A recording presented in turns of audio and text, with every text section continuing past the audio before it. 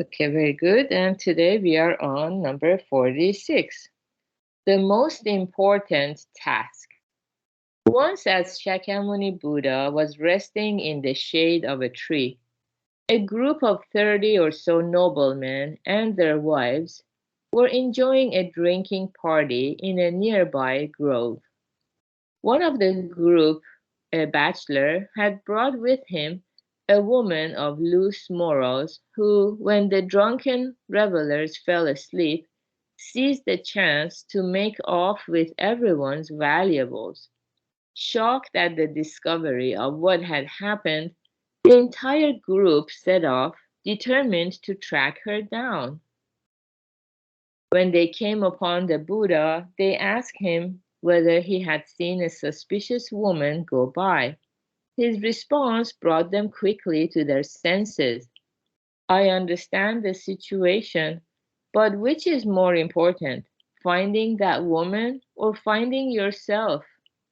Their eyes were opened. They sat down and listened to the Buddha preach, and all became his disciples on the spot, according to scripture. Okay, very good. Yeah, this is a short story from the book You Were Born for a Reason. And I was very moved when I heard this.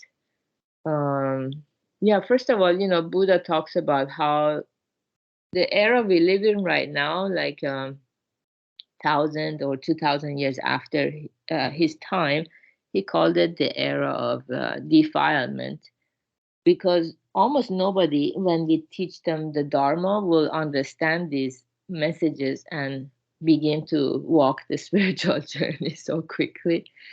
These people, they were just living for the pleasure of the moment. The noblemen and their wives having a drinking party, very oblivious to what was going around them. They were just enjoying themselves. And but as soon as they saw Buddha and Buddha told them, I understand the situation, but which is more important, finding that woman or finding yourself? So by just getting intoxicated day after day after day, letting this precious life go by without ever finding yourself to know who you are and what your purpose is, why you have come to this world if you have to leave.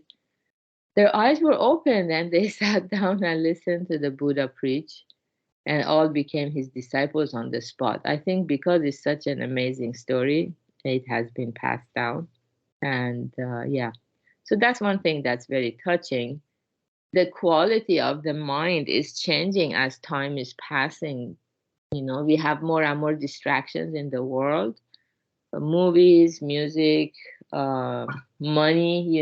If I watch anything on YouTube, these commercials keep popping up asking us, like, do you want to make more money?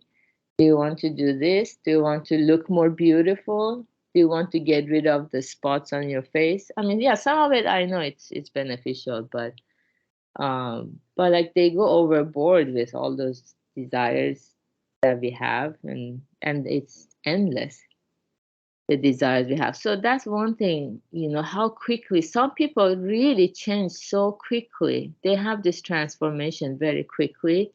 So we don't need to lose hope on anyone as we share the Dharma. We never know when suddenly they can see the light and have the change of heart. And yeah. Mhm. Yeah, so basically,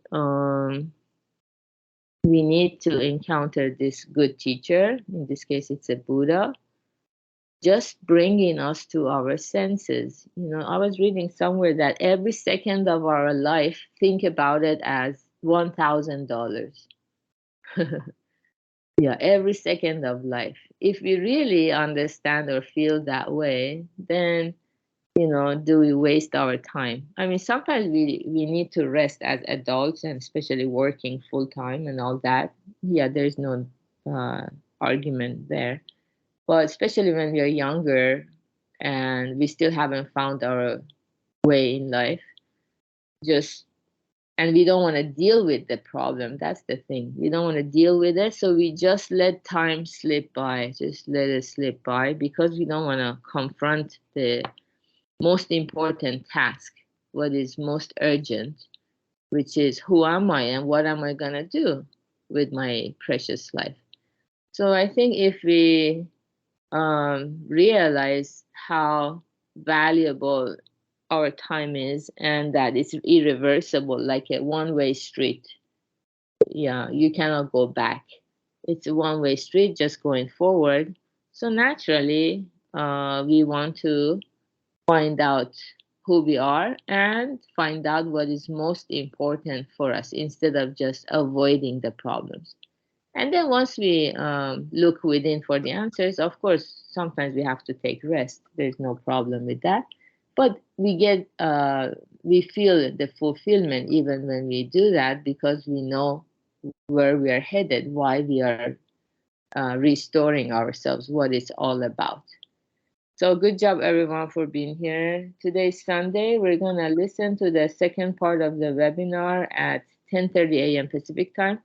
And have a wonderful Sunday. Bye. Thank you, Bida. Thank you, Gary.